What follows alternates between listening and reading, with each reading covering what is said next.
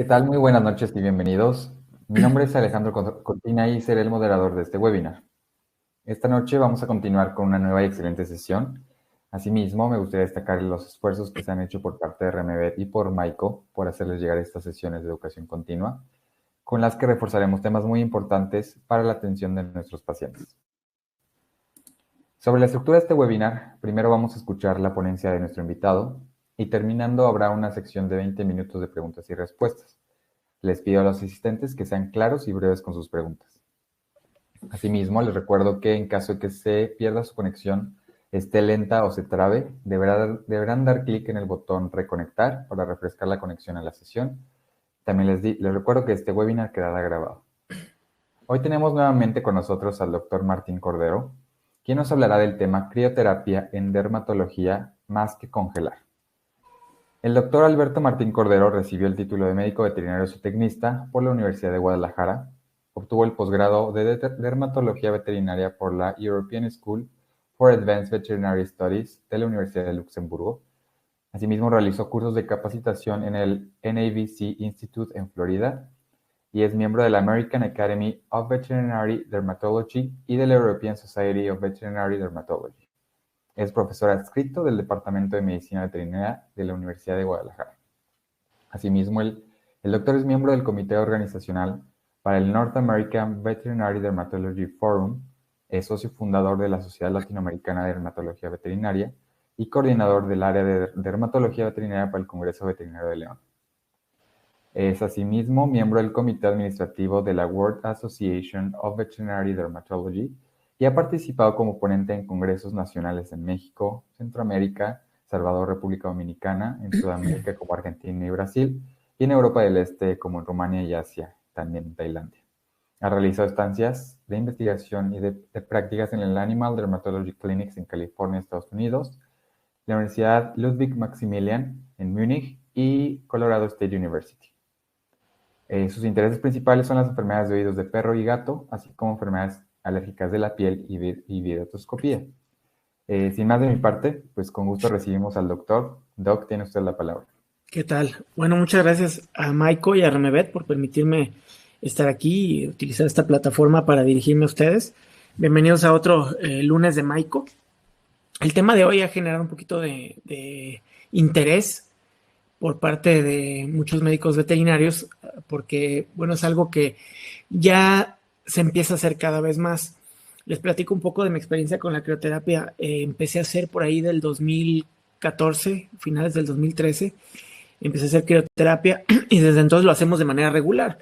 Voy a platicar un poco de qué se trata todo esto, la manera en que lo pueden hacer y cuáles son las aplicaciones clínicas que tienen, ¿no? Que hay muchas más aplicaciones todavía que apenas estamos manejando. Entonces vamos a hablar de crioterapia y vamos a platicar un poquito de los objetivos que va a tener esta conferencia. Primero, bueno, hay que conocer las opciones terapéuticas que proporciona la crioterapia. Vamos a entender un poco de las bases inmunológicas de la criocirugía. Aprender a determinar las neoplasias en las cuales puede ser una buena opción. El lunes de Maico pasado, que fue hace 14 días, tuvimos un poquito de tumores, entonces vamos a retomar un poco para los que no estuvieron en esa ocasión. Voy a tocar algunos puntos de la plática anterior con el objetivo de asentar las bases de donde vamos a utilizar esta terapéutica. Y bueno, tips y tratamientos diagnóstico. Y la realidad es que cuando platicamos de congelar y de la crioterapia, de repente muchos se pueden imaginar algo como esto. La crioterapia y la congelación que hacemos, obviamente tratamos de disminuir la temperatura de los tejidos dependiendo del agente criógeno que se utilice. ¿Sí? Entonces lo pongo como ejemplo porque habrá algunos que se pueden imaginar algo como esto, incluso de repente cuando le decimos a clientes que vamos a congelar este tumor y vamos a dar criocirugía o crioterapia, pues de repente se imaginan que se va a congelar y se va a caer, ¿no? Algo por el estilo. Y bueno, para empezar un poquito con esto, la obsesión por el control de las temperaturas dista ya de hace muchísimos años, ¿no? Tanto los antiguos egipcios como los griegos empezaban a hacer terapias con frío para aliviar procesos de inflamación, porque se daban cuenta que eso funcionaba.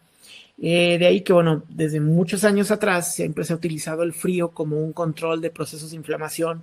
Y ustedes lo han visto, ¿no? De que se pegan o se cae el niño, se golpea, pues rápido tráete un poco de hielo para disminuir el proceso inflamatorio. Y todos sabemos que funciona y obviamente la criocirugía tiene sus bases en esa parte. Los inicios de la criocirugía empezaron por ahí en 1903, a principios del siglo pasado, donde empezaban a tratar afecciones con bajas temperaturas, y el primero que empezó a hacer esto fue un doctor Campbell, ¿sí? Ahí en principios del siglo empezaba por ahí a aplicarlo en diferentes condiciones.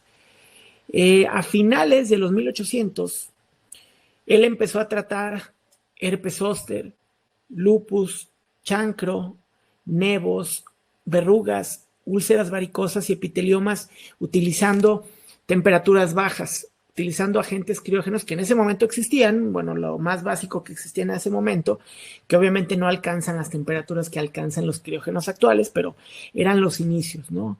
Empezaban a tratar de disminuir la temperatura de los tejidos con el objetivo de que existiera un proceso de disminución de la inflamación y también un proceso de afectación celular. Todo fue avanzando hasta que se desarrolló uno de los primeros crioaparatos. Fue el señor Michael Bryan en 1969. Salió el primer aparato moderno patentado y ese señor, como su apellido lo dice, fundó la corporación Bryan, que es una de las corporaciones que tienen un mayor tiempo en la creación de aparatos para crioterapia. Entonces, muchos de estos equipos se siguen comercializando. Nosotros tenemos un Bryan que funciona bastante bien y voy a mostrarles cómo es que trabajan los equipos más adelante. Hay que entender también unos puntos que se llaman criobiología y crioterapia. La criobiología y crioterapia se refiere al estudio de las bajas temperaturas en los tejidos y cómo afectan a los mismos. La crioterapia es aquella terapia que se utiliza disminuyendo la temperatura de los tejidos a un punto donde se afecte la celularidad y se genere una exposición controlada al frío arriba del índice de congelación, con el objetivo de que nosotros generemos unos cambios fisiológicos sin intención de destruir el tejido. Se no trata tanto de destruir el tejido, o sea, sí va por ahí, pero vamos a ir entendiendo cuál es el proceso que se lleva a cabo cuando yo empiezo a utilizar agentes criógenos. Lo que yo quiero lograr finalmente con la crioterapia, la criocirugía sobre todo, es algo que llamamos crioablación. La crioablación se refiere a técnicas quirúrgicas que pueden requerir uno o más ciclos. Para entendernos un poco mejor, vamos a hablar de ciclos cuando hablemos de un congelar-descongelar. En el proceso en que yo congelo y descongelo, ese es un ciclo. Entonces, en terminología de crioterapia, de repente digo, bueno, a este tumor le di 3 ciclos de tanto tiempo, ¿sí? Aquí vamos a marcar tiempo, sitio de aplicación y cantidad de ciclos que doy.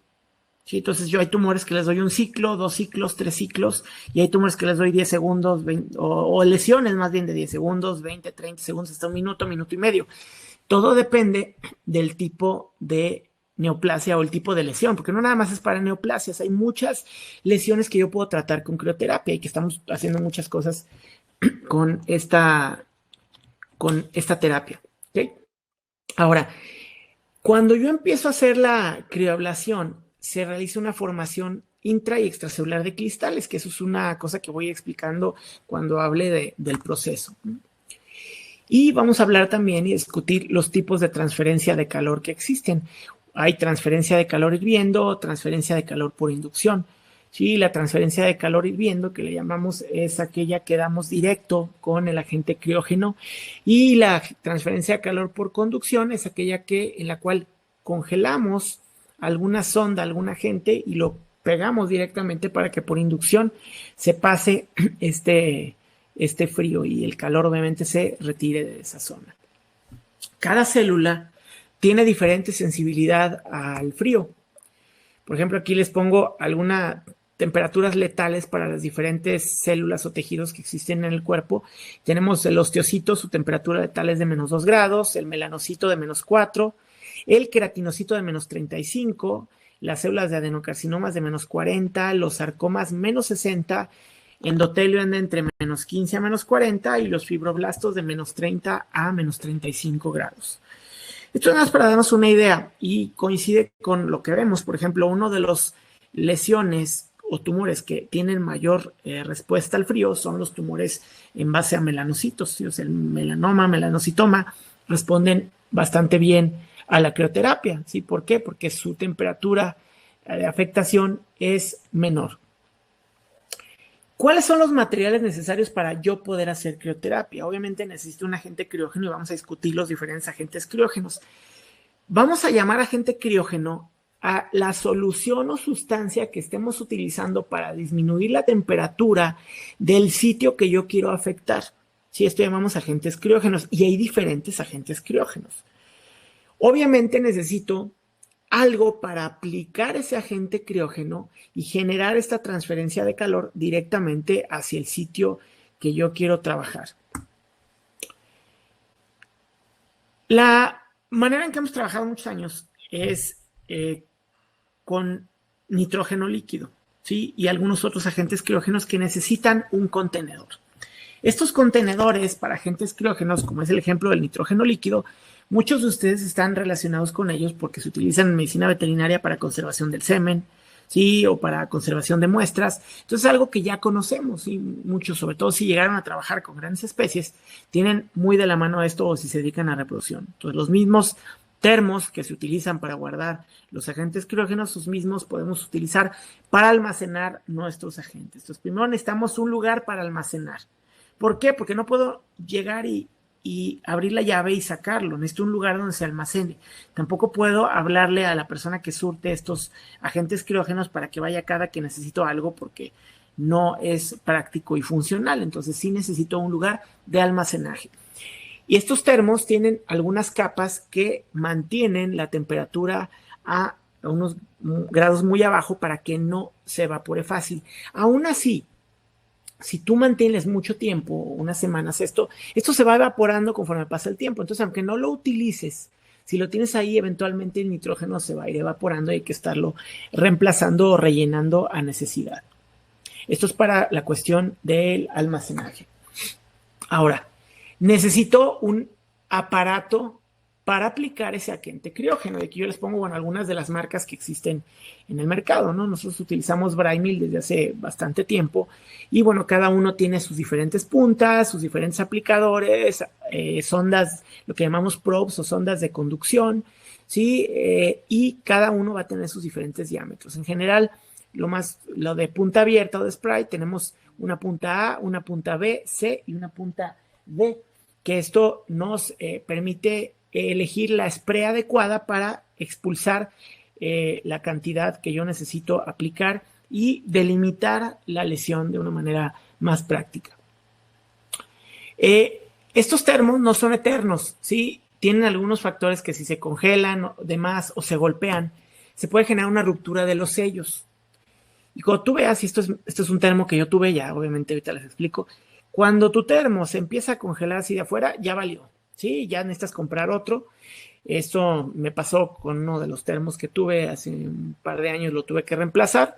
Se rompe el sello y se empieza a congelar, ¿sí? Esto quiere decir que ya no sirve, no hay manera de arreglarlo. Tiene sellos y tiene una cámara interna que divide los dos espacios y cuando esto empieza a pasar ya no sirve. Si lo dejas caer, si lo generas una congelación excesiva del aparato, se te congela, no lo manejas bien, pueden llegar a romperse los sellos.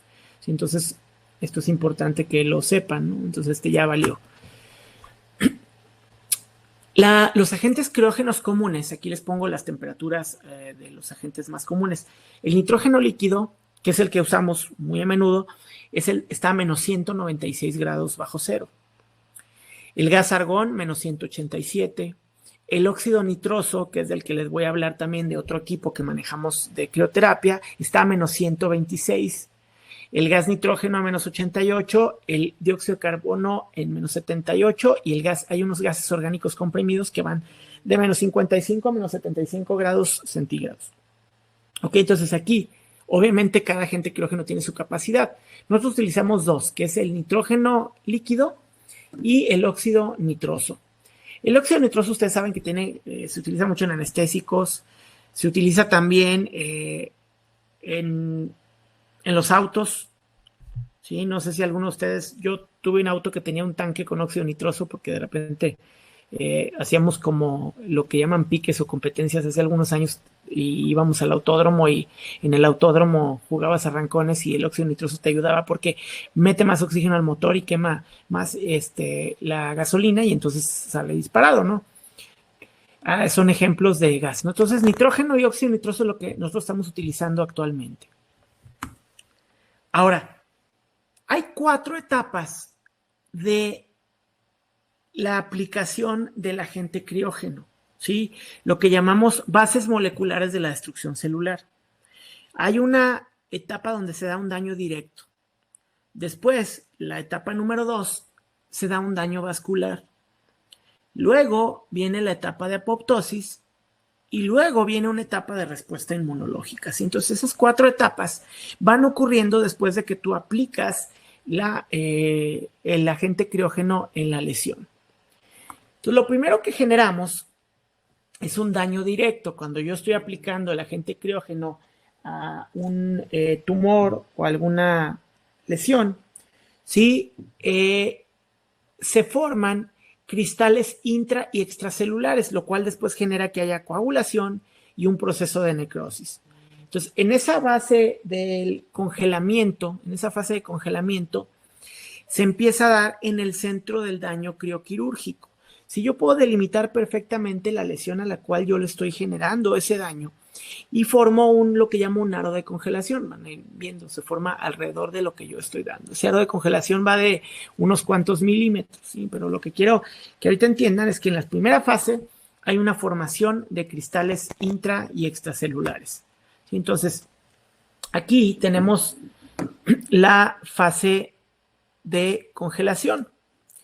En la fase de congelación, ¿sí? Se empieza a formar hielo extracelular y hielo intracelular.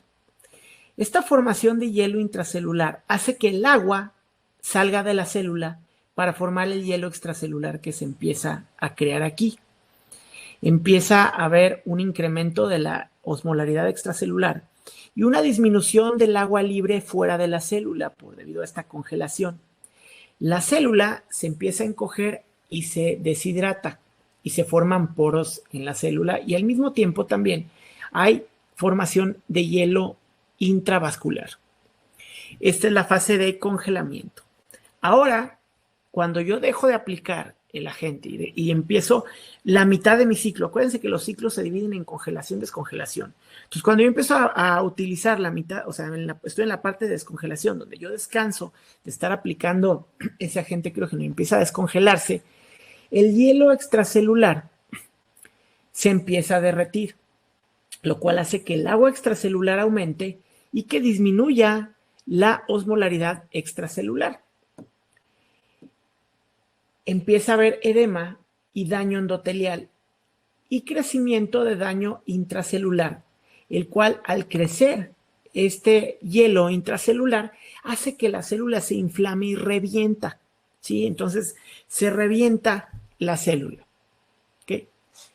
Esta es la primera etapa que yo genero cuando hay daño, ¿sí? Después hay la etapa de daño vascular. En esta etapa de daño vascular hay una falla microcirculatoria. Empieza a haber necrosis isquémica. ¿Por qué? Porque hay daño endotelial. Viene una fase de descongelación también donde alrededor de la periferia de la criolesión empieza a haber esta fase de descongelación. Después de que el tejido vuelve a la normalidad, particularmente 8 horas después, empieza la fase de apoptosis. Empieza una muerte celular por apoptosis, 8 horas después del recalentamiento en la periferia de la criolesión. Entonces, estas 3 fases son las primeras que se empiezan a generar. Y es muy interesante todo lo que ocurre, ¿sí? Por ejemplo, vamos a poner aquí una gráfica donde vemos lo que es la sonda, el crioprobe, lo que es la que está dirigiendo la lesión. Empezamos a ver que hay daño intracelular con la congelación, hay deshidratación extracelular. donde tú estás aplicando directo a la gente. ¿Sí? Esto no se inyecta, no vayan a pensar que se inyecta, así está el diagrama de la sonda. Donde tú empiezas a aplicar, obviamente la temperatura es menor y empieza a disminuir conforme se va haciendo la periferia. Y hay un daño indirecto. El daño indirecto empieza con oclusión y daño vascular. Empieza a haber necrosis y necropoptosis, ¿sí? Se empiezan a generar señales de alerta, donde se atrae un proceso de inflamación y empieza a haber una respuesta TH1 y una estimulación inmunológica. Y al mismo tiempo empieza una apoptosis, una muerte silenciosa, no hay proceso de inflamación, hay una respuesta TH2 y hay un proceso de tolerancia e inmunosupresión. Y algo que ocurre es que al momento de la destrucción celular, las células presentadoras de antígeno pueden captar más fácil las partículas que fueron destruidas con el objetivo de generar esta reacción inmunológica que viene después. Entonces, aunque tú des la lesión, aunque tú estés afectando directamente la lesión en un área específica, ¿sí? Tú estás generando un proceso inflamatorio que te va a hacer una atracción de células de defensa hacia el sitio y por eso se puede atacar directamente el tumor. Entonces viene una respuesta inmunológica que es la última respuesta, que es un efecto tardío, ¿sí? Esto ocurre en todo el cuerpo, no nada más donde donde aplicaste el agente criógeno. Entonces hay una respuesta de células T mediada por células dendríticas y estas células dendríticas tienen la capacidad de que captan mejor las partículas del tumor. Entonces, yo estoy utilizando congelando el tumor primario, ¿sí? Por decir, este tumor primario que yo congelé generó un desdoblamiento de antígenos con la destrucción celular y la cristalización que ocurrió. Estos antígenos son captados por células presentadoras de antígenos, las cuales viajan a los vasos sanguíneos que están sanos, obviamente no los que ya generaste lesión, y se genera una respuesta de maduración donde hay estimulación de células T para producir, por un lado, respuesta TH1, donde hay células citotóxicas que se producen, y por otro lado, células TH2, donde hay anticuerpos y generación de respuesta inmune adaptativa hacia un tumor distante. Entonces, aunque tú le hubieras dado un tumor, en particular una lesión, si se genera esta respuesta inflamatoria y el otro tipo de tumor está en otro sitio, esto puede generar una migración de células inflamatorias y de defensa hacia, en particular, esa área del tumor, ¿sí?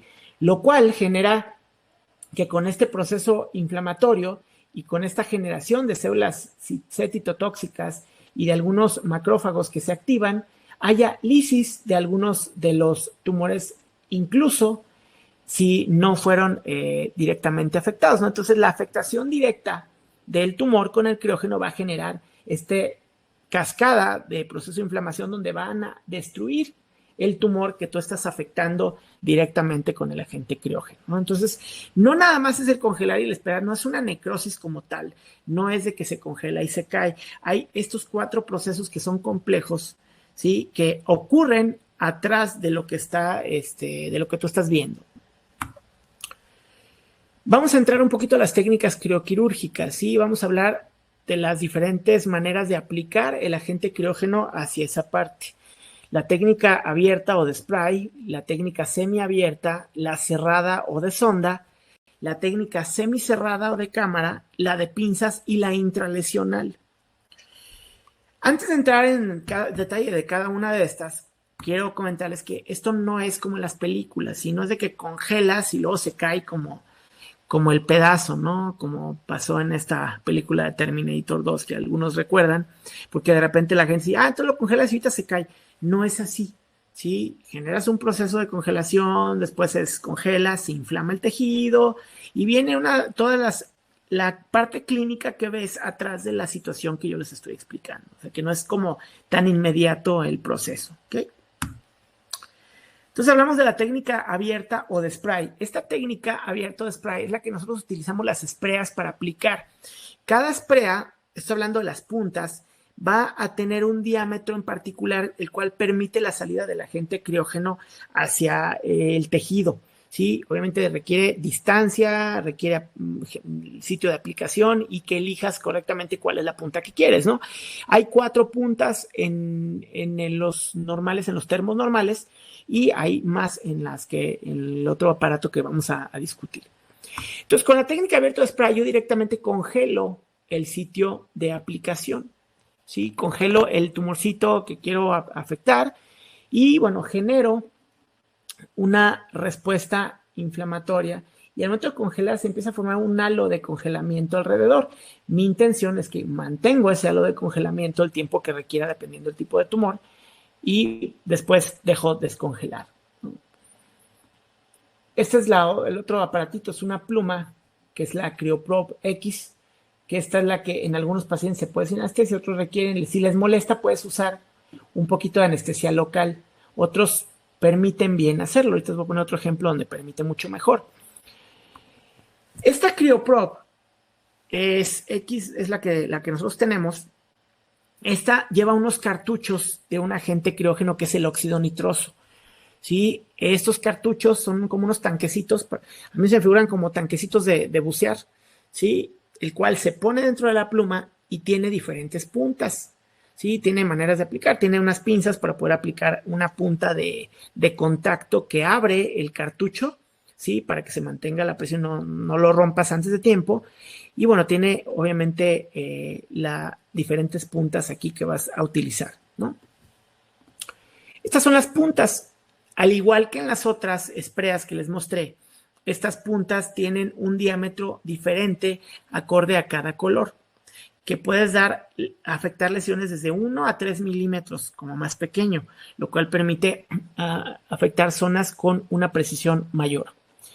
Estas puntas son intercambiables, depende de la lesión que tú tengas, son la punta que vas a utilizar.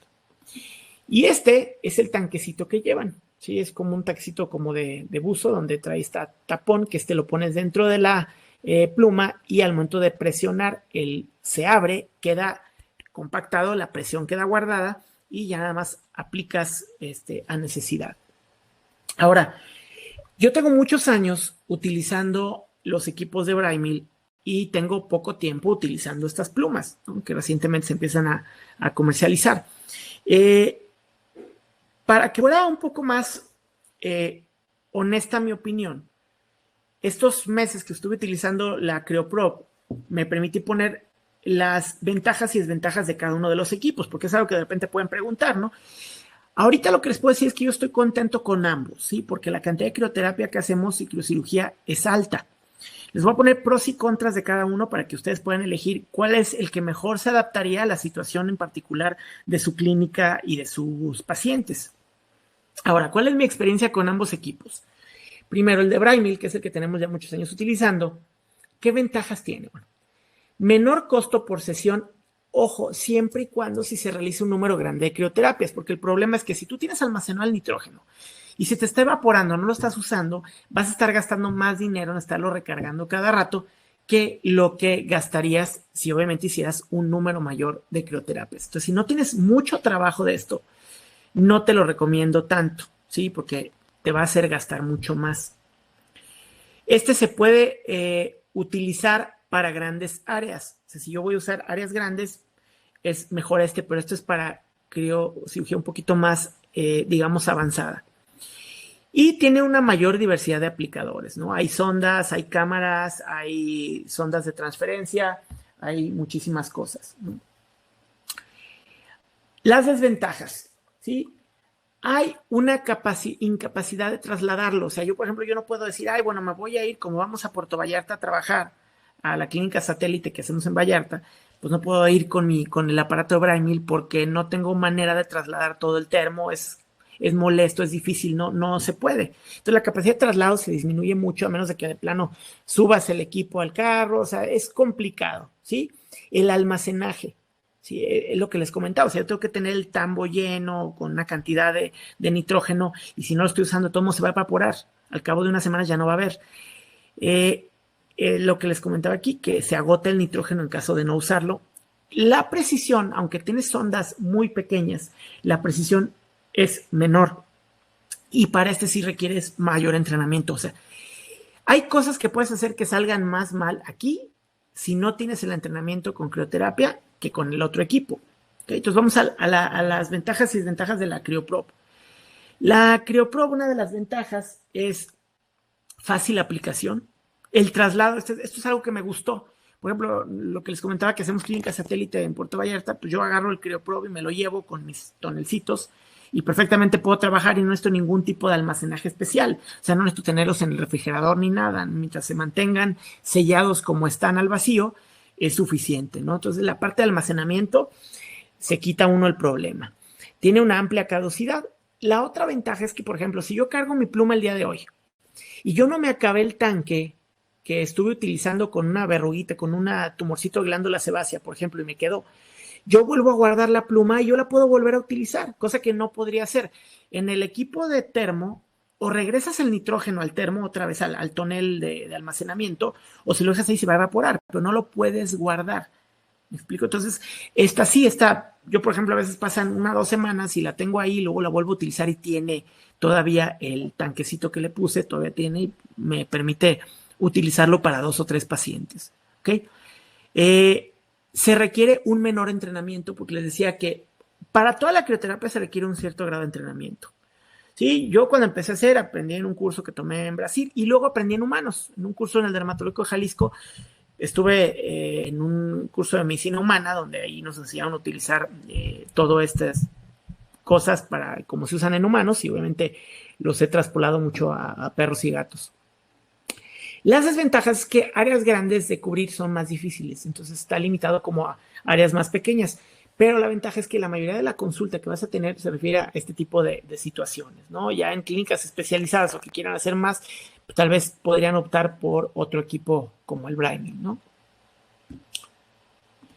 Ahora, la técnica semiabierta es aquella técnica en la cual nosotros colocamos un aislante, un plástico aislante, que hay 2 tipos. Por ejemplo, hay estos que se llaman crioplatos, que el plástico no se congela, entonces tú delimitas el área que quieres afectar sin necesidad de dañar tejido alrededor de esto mismo, ¿no? O lo que hacemos a veces, abrimos un guante o un pesto de hule de plástico y lo expandimos para dejar solamente la lesión. Y esto si tienes una lesión muy pequeñita o tienes poca práctica en delimitar lo que quieres lesionar, pues es lo que te conviene, ¿no? Puedes utilizar incluso conos de otoscopio o recortar un cono de otoscopio para que te quede algo así para que delimites la lesión que quieras, ¿ok?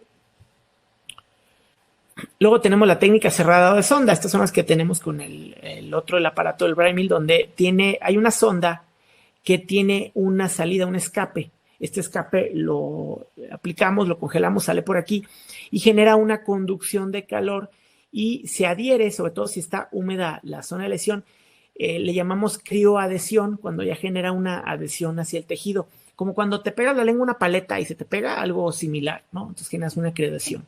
Sigues manteniendo la temperatura disminuida para esta sonda y se afecta el tejido a cierto nivel de lo que quieres trabajar, ¿no? Estos son algunos ejemplos de uso de la sonda de transferencia de calor por crioadhesión.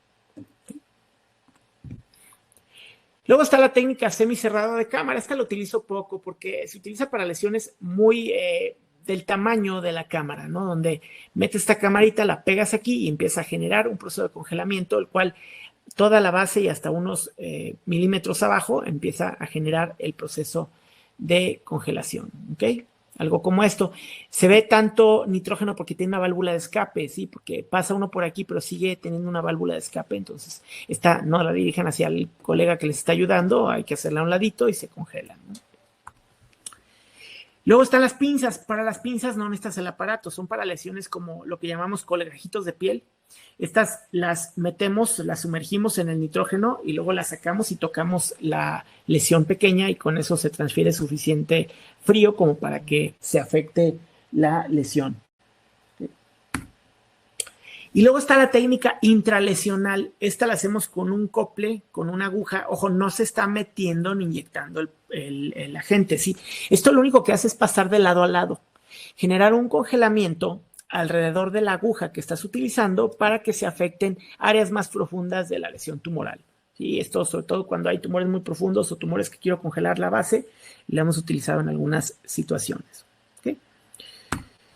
Voy a repetir rápidamente esto, es algo de lo que hablamos la clase anterior, es una aproximación inicial a las neoplasias cutáneas, para los que se perdieron esto.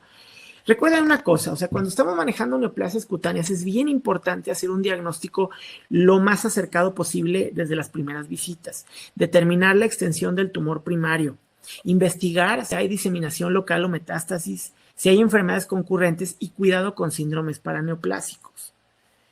Tener una historia clínica del paciente es sumamente importante, ¿sí? Cómo comenzó, cuál es el tiempo de evolución, el diagnóstico y procedimientos previos, tratamiento y cirugías que ha tenido, ¿no? Todo lo que tenga que ver con... ¿Por qué? Porque a veces han retirado tumores que ni siquiera evaluaron, ¿no? Dice, sí, hace como un año le quitaron una bolita, no me dijeron qué era y nada más la quitaron. Y ahora ya trae como 3, 4 mastocitomas ahí, ¿no? Entonces, todo eso se requiere de información. La parte diagnóstica se hace con citología y con toma de biopsia. La citología necesitas tener cierto entrenamiento para identificar la mayoría de las neoplasias cutáneas, ¿sí? Pero te permite que rápidamente puedas determinar qué está pasando y empezar a aproximar tu procedimiento terapéutico quirúrgico que vayas a realizar en ese paciente y también, ¿por qué no?, establecer cierto grado de pronóstico con el cliente, ¿no? Porque hay grados citológicos que puedes ayudarte a clasificar el tipo de neoplasia que estás viendo ahí. Entonces, la citología aporta información muy valiosa, es una prueba rápida y económica, requiere entrenamiento y se hace en conjunto con el histopatológico para tener, obviamente, tu diagnóstico completo una vez que ya avanzaste. No pongo lo de la incidencia, lo vimos la clase anterior, vimos que en general lipomas, adenomas, mastocitomas y papilomas e histiocitomas corresponden a la principal incidencia de tumores cutáneos, ¿no? Y hay, bueno, una gran cantidad de tumores presentes aquí, ¿sí? Desde linfoma, tumores de células basales, hemangiomas, etcétera, ¿no? Hay que tener en cuenta que no todos los tumores son candidatos para usar crioterapia. Por si se lo están preguntando, en el mastocitoma no sirve esto, no se puede, el mastocitoma no es de los tumores que se pueden tratar con crioterapia, ¿no? Les voy a poner algunos de los que sí se pueden trabajar. Y bueno, aquí, por ejemplo, tenemos el caso de papilomas, que hablamos un poquito la clase anterior. No es común, pero vemos mucho, yo creo que todos hemos visto papilomas, perros jóvenes sobre todo. Tiene 30 días de incubación, puede haber una resolución espontánea en semanas o meses en ocasiones. Y el papiloma en perros mayores va a ser más común en machos que en hembras. Otro tumor en el cual es efectiva la crioterapia es el carcinoma de células escamosas. Es una neoplasia común en perros, incidencia de hasta el 30% y en gatos hasta el 25%. La exposición UV incrementa la incidencia y esto está más que claro, lo hemos visto en muchos pacientes. Puede ocurrir en gatos y perros mayores y en animales blancos que se exponen al sol. Es algo que ocurre con frecuencia, sobre todo en la zona abdominal, donde se empiezan a tirar de panza por ahí al sol y empiezan a generar tanto lesiones como de hemangiomas como de carcinomas de células escamosas, ¿no? Algo como este tipo de lesiones. En estos algunas veces aplicamos la crioterapia y podemos llegar a disminuirlo y de repente hacemos combinaciones, ¿no? Hay tumores grandes, los quito con cirugía, los tumores más incipientes los quito con crioterapia. ¿Por qué? Porque hay pacientes que tienen tantos que no te darías abasto de estar quitando tanto tumor de manera quirúrgica, entonces sí te puede ayudar bastante la crioterapia y la criocirugía. Aquí tenemos este ejemplo, este paciente con un carcinoma de células escamosas. Es un paciente que ya trae otros problemas, también tenía una vasculitis, dermatomiositis, por eso la cara está alopésica, ¿sí? Aplicamos, esto fue con transferencia de calor y 2 semanas después tenemos el resultado, ¿no? Obviamente esto pues ya quedó así, porque esto ya estaba, es otro problema que empezamos a tratar con pentoxifilina para disminuirlo un poco y bueno, ya son otras lesiones, ¿no? Es un perro que recogieron, que adoptaron de la calle. Aquí tenemos otro, sí, llega con una lesión sangrante este paciente, es una perrita de 12 años de edad con una carcinoma de células escamosas en el cuello, muy sangrante, muy molesto. La citología nos da el diagnóstico aproximado en la primera visita y en cuestión de minutos, obviamente que teniendo la experiencia de ver citologías de tumores. Realizamos una congelación, le dimos 2 o 3 ciclos de aproximadamente 45 minutos. Los ciclos, cuando tú congelas, tú debes de dejar descongelar el doble del tiempo que congelaste. Sí, así se manejan los ciclos de crioterapia. ¿Ok? Y bueno, 2 semanas después, este es el paciente, ¿no? Vean qué bonita lesión, digo, queda una costrita que después desprendes y se ve así, ¿no? Sin necesidad de ninguna sutura ni de nada. De hecho, creo que ni siquiera le pusimos anestesia local, no me acuerdo, pero es lo único que si acaso podría llevar. No necesita tampoco ni antibioterapia después de trabajar esto, nada de limpieza. Normalmente solo mandamos algo para el dolor si vemos que le molesta, y si no, no mandamos nada. ¿Ok? Que es otro carcinoma de células in situ, que es pequeño. Sí, esta lesioncita que era muy sangrante, que no sanaba, y bueno, la citología, vemos que es un carcinoma de células escamosas, aplicamos crioterapia y a las 2 semanas pues ya ni me acordaba cuál era la oreja que estaba mal. ¿Okay? Hay unos más severos, ¿no? Que puedes esperar a disminuir un poco. Este paciente, por ejemplo, vean la afectación que tiene. ¿Sí? Aquí es cuando ya congelamos la zona. ¿Sí? Esta es la fotografía de lejos y esta es la fotografía con el dermatoscopio, ¿sí? Para que puedan ver la diferencia. ¿Ok? 2 semanas después de la aplicación de la crioterapia, mejoramos bastante el tejido afectado, ¿sí? Obviamente no está normal, muchas veces requieren más de una terapia y vamos revisando, pero nos puede ayudar a que esto disminuya, ¿sí? Estas son las fotografías con el dermatoscopio de 2 semanas de diferencia, donde pueden ver que hay bastante mejora en el tejido afectado que está aquí. Esta es la de antes. Son opciones que tenemos de tratamiento, siempre y cuando obviamente se está muy avanzado, ya mucho no vas a poder hacer, pero hay opciones, sobre todo cuando inicia el problema. Tumores de glándulas sebáceas, para esto lo hacemos muchísimo. Sí, ustedes saben que estos adenomas sebáceos que parecen como de coliflor son muy frecuentes en perros de edad avanzada. Y una de las quejas que hay con el propietario es, ay, es que sabes qué, me da pendiente que lo operen porque ya está grande y pues no quiero que vaya a quedar en la plancha por unos tumorcitos que no son malignos. Sí, hay 4 grupos: hay hiperplasia sebácea, adenomas de glándula sebácea, epitelioma y adenocarcinoma sebáceo. Los más comunes son adenomas de glándula sebácea y la hiperplasia sebácea nodular. Estos tumores de glándula sebácea son muy frecuentes y tienen un tratamiento o por excisión o por criocirugía. La ventaja de esto lo diagnosticas también igual. Clínicamente son muy fáciles de identificar, pero bueno, si es una citología, puedes identificarlo también. Hay tejido glandular y estos los congelamos igual. Esto es muy práctico, lo hacemos muchísimo en perros de edad avanzada porque no necesitan anestesia. Creo que los que más hemos quitado, una vez quitamos como 50 y tantos de un paciente, entonces estás un rato ahí dándole a las diferentes lesiones y marcándolas para que no se te olvide cuál ya le diste. Aquí está otro desde muy pequeñito, hay unos de milímetros. Estas son algunas de las sondas muy delgadas que tiene el aparato, el otro, ¿no? Y ahorita les pongo un ejemplo. Este es con la CryoProp, ¿no? Con la CryoPen, con la pluma. Esta, lo que me gustó es que tienes una precisión mayor, ¿sí? Ahí no estamos utilizando anestesia, ¿sí? El paciente lo está tolerando bien. Congelo, se siente un poco de molestia, pero tampoco es demasiado. Y entonces congelo y doy mis ciclos de congelamiento, dejo de descongelar. Me gusta la precisión porque en este caso puedo utilizarlo hasta cerca del ojo, sin preocuparme por dañar nada. ¿Sí? Vean, no está ni anestesiado, este paciente está despierto y está permitiendo que le dé a esta lesión de adenoma sebáceo que tiene aquí muy cerca del ojo, ¿no?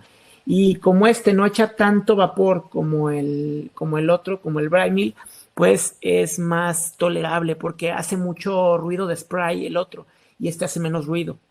Entonces como que me permite manejar mucho mejor al paciente. Los hemangiomas también los pueden tratar con eso, son neoplasias benignas de endotelio vascular, muy comunes en perros, raro en gatos. Hay ulceración, alopecia y hemorragia. Estas a veces se revientan y sangran mucho. Sí, son tumores del endotelio vascular. Los tratamos con criocirugía o con cirugía convencional. Y cuando están muy incipientes, les aplicamos timolol, de gotitas de timolol 2 veces al día, de las mismas de los ojos, de las del 0.5%, ¿sí? En las muy incipientes, como las rojitas que están aquí. Entonces así es como empezamos la congelación con el otro agente. Si fijan, echa mucho más spray.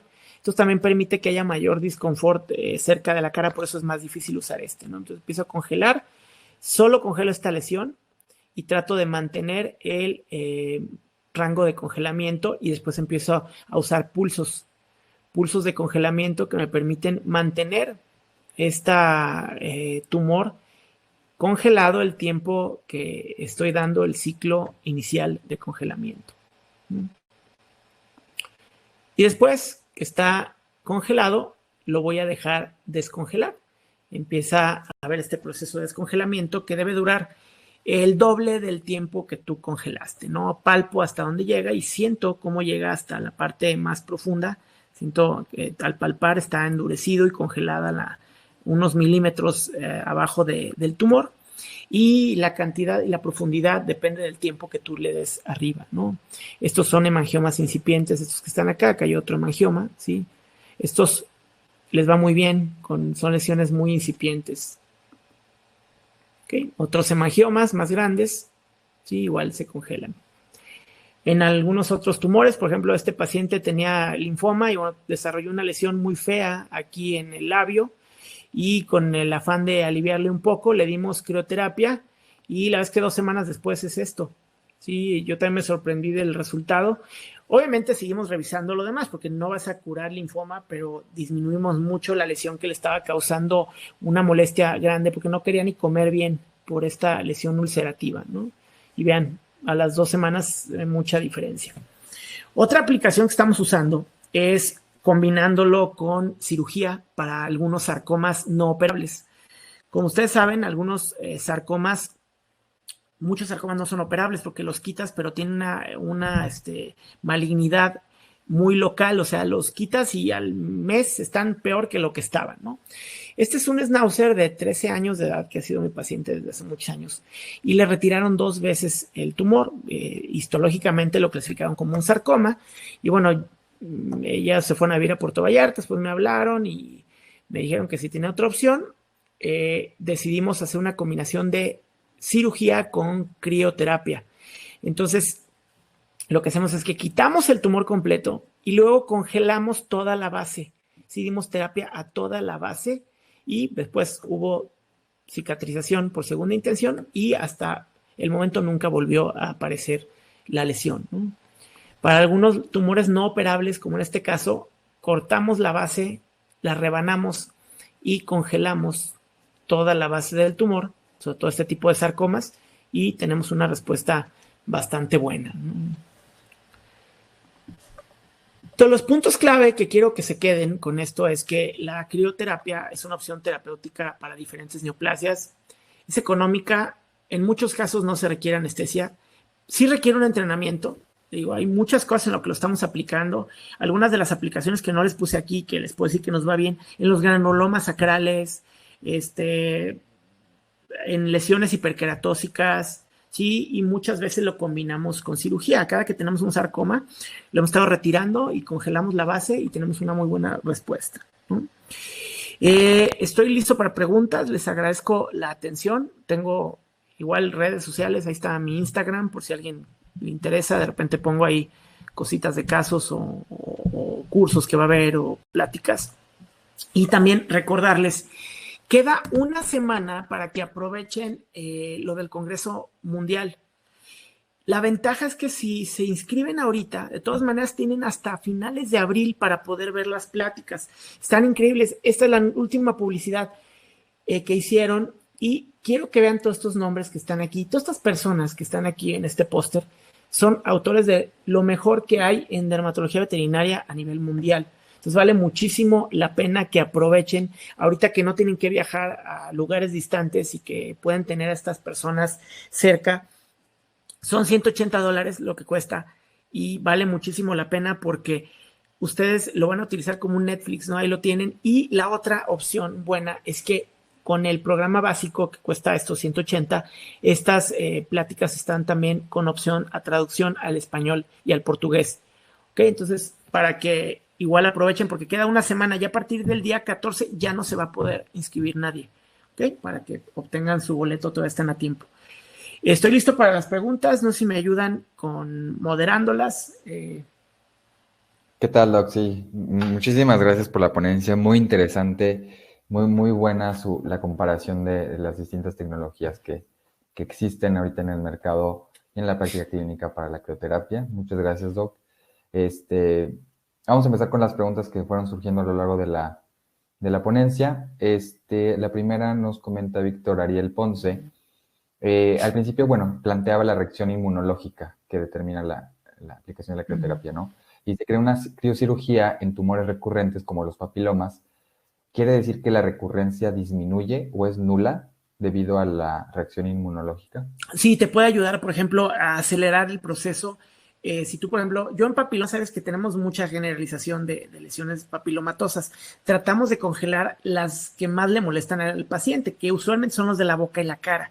Entonces congelamos esas y pues de alguna manera te puede ayudar a acelerar un poco el proceso, ¿no? No hay estudios de cuánto ni si realmente lo demás se acelera, pero lo que sí es cierto es que existe esta reacción y esto puede generar aumento, una disminución del tiempo en el cual se puedan haber una control de estas lesiones. Perfecto, muchas gracias, Doc. Pregunta también Antonio Hernández. ¿Los productos comerciales de uso humano nos sirven para tratar la papilomatosis, perdón, en perros? El que hemos utilizado es el imiquimod, lo hemos utilizado en algunas ocasiones. Sí, es costoso para el cliente y a veces irrita, pero sí hay algunos productos. No sé si te refieres a los productos como muy de esos productos milagro que venden, eso no lo sé, ¿no? Pero algunas cosas que hay para papilomatosis podrían funcionar. No sé si se refiere a eso. O si también se refiere a, hace tiempo había unos, ya lo sacaron del mercado, uno que le llamaban Points, que era como una crioterapia que vendían en la farmacia, y ya le quitaron del mercado, ¿no? Ok, creo que hace referencia a esos productos, sí, Ok. comerciales. Ok, Doc, muchas gracias. Pregunta Marta Rodríguez, ¿qué tipo de anestesia local usa? Lidocaína, hacemos o un bloqueo regional o aplicamos lidocaína en el sitio que quiero afectar.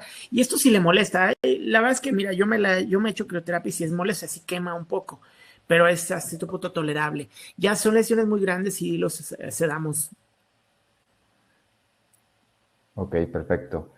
Pregunta Alejandro Vázquez, ¿cómo son los ciclos con el CryoProbe y cuántos ciclos serían como para Es alguna depende, lesión? mira, por ejemplo, para lesiones como de los adenomas sebáceos, estas de glándula sebácea, que es como el ejemplo común, de 2 a 3 ciclos puedes dar 30 segundos, de 30 a 45 segundos por ciclo.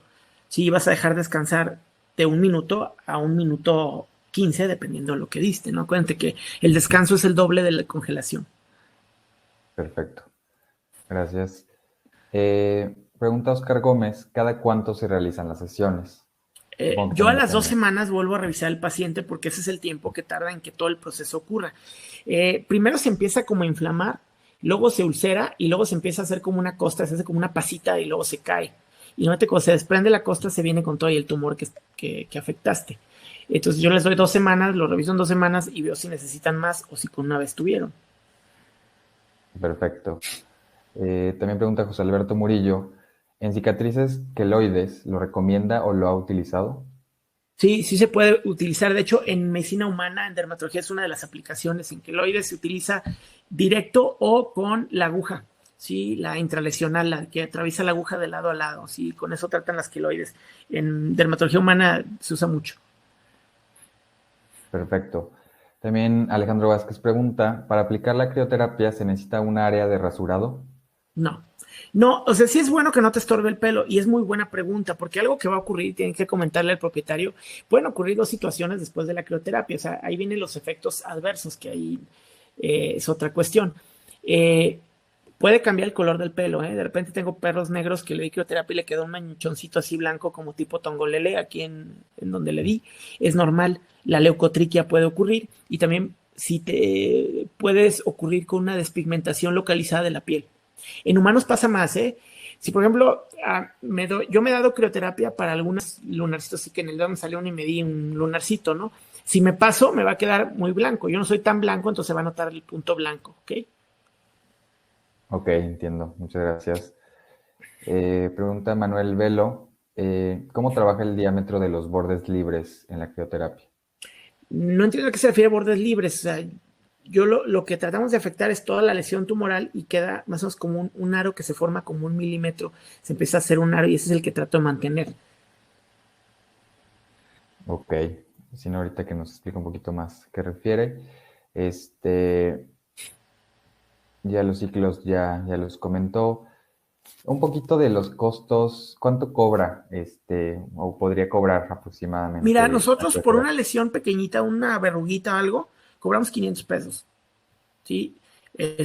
Si son 2 o 3, a lo mejor cobramos 1,000 pesos. Y si es una terapia completa, que esta ya requiere un tiempo ya de un buen rato de estar ahí, hasta 2,500, pero estamos hablando de lesiones muy extensas. ¿Sí? Entonces, pero así, verruguitas, cobramos 500 pesos. Sí, por quitar una lesioncita de verruguita, una o un par que tenga ahí pequeñas. Sí. Y aunado a esto, que también depende mucho de la lesión, el tiempo de cada ciclo, más o menos, ¿cómo lo determina usted? Pregunta Lo Casey. determino con el tamaño de lesión. Es algo muy particular de cada lesión y que vas a ir desarrollando conforme practiques. Eh, Esto sí requiere como práctica, ¿no? El tiempo que vayas desarrollando tu técnica vas a ir viendo cuáles lesiones requieren más tiempo y cuáles no. Eh, los sarcomas requieren más tiempo, por eso son lesiones mucho más complicadas y que necesitas, eso los combinamos con con cirugía convencional.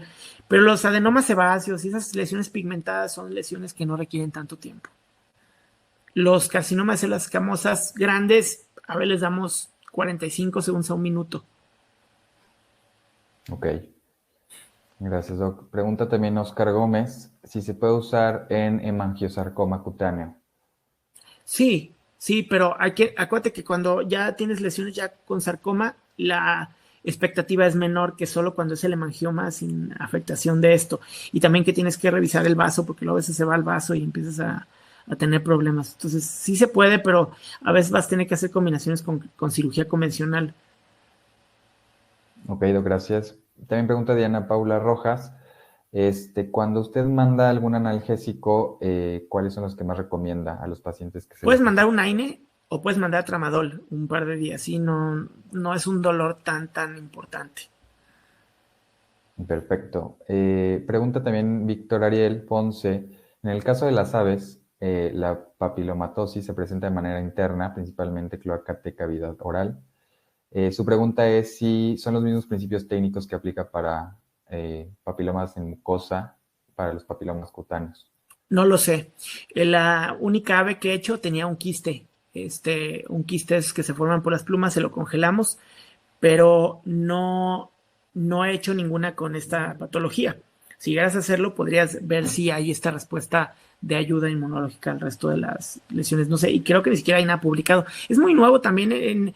De hecho, les platico un poco. En dermatología veterinaria, los que más hacen crioterapia son los brasileños. ¿Sí? Del resto del mundo no hacen tanto. Hay un par de personas que hacen crioterapia en Estados Unidos, pero lo tienen como un poco olvidado porque tienen el láser, pero es distinto. La verdad es que yo si tuviera el láser, yo haría las dos cosas, no cambiaría una por otra. Eh, Incluso recién me invitaron al próximo congreso americano a hablar de este tema, ¿no? El que iba a ser en Nueva Orleans, que por cierto, a como están las cosas, solo para que se den una idea, este congreso era a fines de abril, ya no lo cancelaron, ya no lo hicieron virtual. Entonces, las cosas siguen todavía. Sí. Sí, Doc. Pregunta también Juan Carlos Galán, ¿alguna experiencia en melanomas en equinos? Es diferente en equinos, ¿eh? O sea, lo que pasa es que el melanoma equino se va a todas partes, no va a funcionar igual. Y esto es algo que platiqué alguna vez con gente que trabaja equinos, porque también tuve la misma duda. Es diferente. El melanoma en equinos es demasiado agresivo. Sí, en cambio en perros o en humanos, quien ha tenido melanoma ha visto que la crioterapia es una opción. Sí, pero en equinos se va, como es tan invasivo, no se puede. Ok. Pregunta también Ana Cueva, ¿ha usado CryoProbe en masa a nivel de párpados? ¿Cómo protege la córnea si fuera el caso? Sí, sí, le ponemos un guante, sí, o un plastiquito para que no le dé. Sirve mucho, ahí está la pregunta también de distiquiasis, sí, también se puede usar para distiquiasis. E incluso hay una técnica de congelación que congelas la sondita y la aplicas en la córnea para glaucoma, pero eso es con el otro equipo. Sí, platicando con gente que hace oftalmología, a un nivel obviamente especializado. Me dicen que ya no se usa tanto, pero sí existe, hay técnicas que incluso con crío para glaucoma directamente, como haciendo una cridación, una lesión aquí en la córnea, congelando la sondita, una delgada, aquí. Protegemos el ojo con un plástico. Ok, perfecto. Patricia Tello también pregunta si solo se puede utilizar en piel o también en otros tejidos como en hueso. Yo nunca, o sea, obviamente lo he utilizado el tejido muscular porque es donde congelamos los sarcomas, pero hablando en dermatología, pues tú no tienes acceso a esos tejidos. Otro que hice ahorita, nada más que no le tomo foto, tuvimos un paciente con TBT y después de 6 terapias no mejoraba, llevaba 6 vincristinazos y no mejoraba y estaba un poquito expuesto y lo congelamos y le fue muy bien. Perfecto, muy bien, Doc. Igual pregunta Oscar Gómez si la lidocaína se puede usar en crema. Sí, sí ayuda un poco, digo, depende. Obviamente en crema el efecto es muy, muy superficial.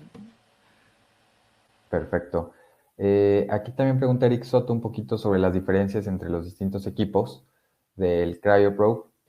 Igual si gustan, Doc, puedo tomar la libertad de responder rapidísimo un poquito Sí, sí, respondo porque sobre, ya había puesto un cuadro donde yo establecí mis diferencias, porque lo que quería aquí para ustedes era, de alguna manera, ser lo más honesto posible en decir, bueno, yo tengo tantos años utilizando y en los meses que tengo usando el CryoPro, pues ahí les puse lo que me gustó, ¿no?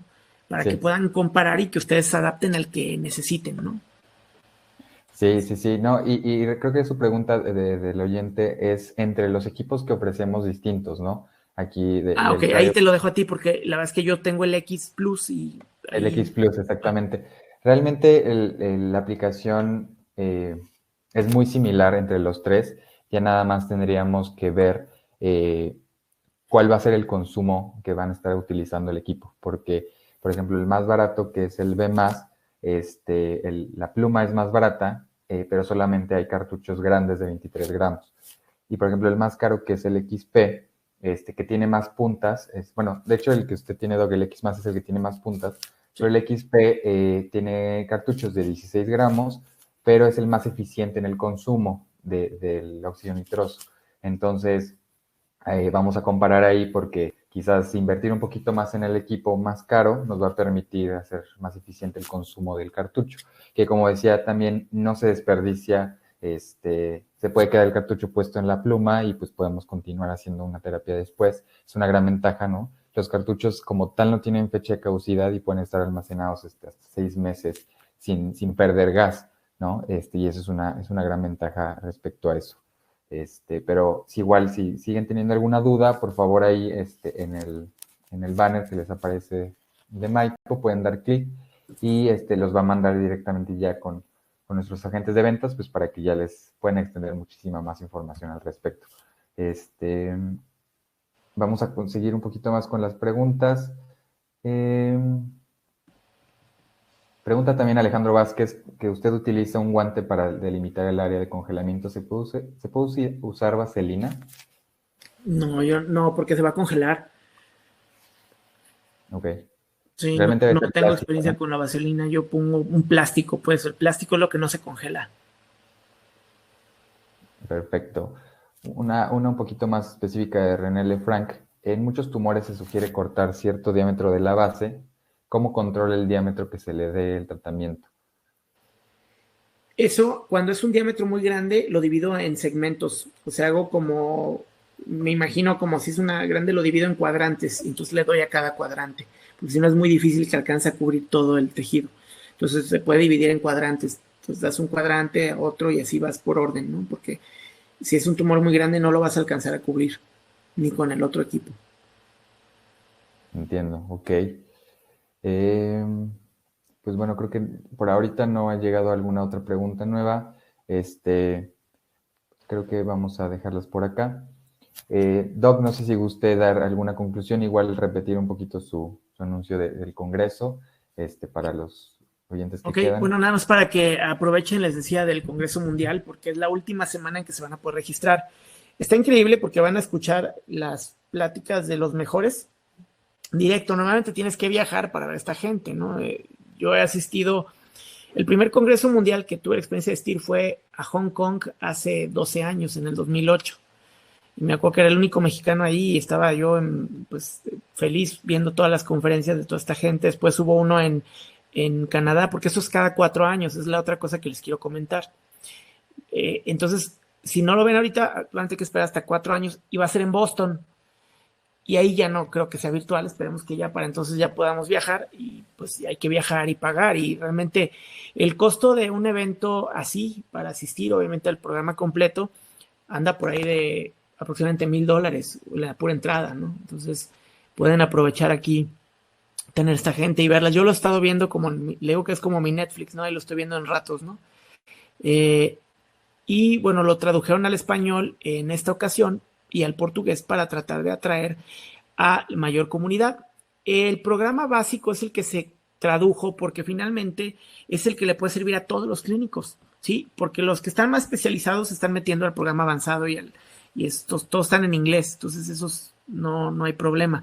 Pero para el clínico general, el básico es el que ustedes necesitan para estar viendo, mejorando mucho su derma de día a día, ¿no? Y sobre todo escuchando a los mejores del mundo, que es la ventaja. Y bueno, nada más agradecer a Maiko por la oportunidad de estar en este lunes de Maiko, a Remebet por su plataforma. Ya les dejé en el chat por ahí la dirección web del Congreso donde pueden comprar su boleto. Y bueno, está mi Instagram por si quieren seguirlo.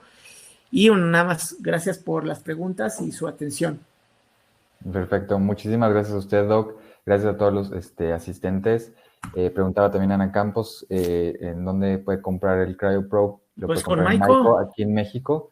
creo que son los únicos distribuidores autorizados en el país. Así es. Ya chequen con su representante de Maiko y ya les va a poder dar las diferentes opciones que hay, ¿no? Y eso les toca a ellos. Perfectísimo. Sí, gracias, Doc. Y pues gracias a todos por asistir. También les comento que este domingo, así como los domingos anteriores, va a haber retransmisión de todos los webinars de RMB de la semana, incluido este. Entonces, si se perdieron alguna parte, pues pueden volver a verlo en la retransmisión este domingo. A lo largo del día pueden entrar al sitio web de rmbet.com y van a poder acceder a webinars y poder verlos de nuevo. Pues bueno, muchísimas gracias nuevamente, Doc. Un gusto tenerlo por acá. No, gracias a ti. Uno próximo nuevamente. Y gracias a los asistentes, pues lo estamos viendo en el próximo lunes de Maiko de Webinars. Muchas gracias. Hasta luego. Suerte.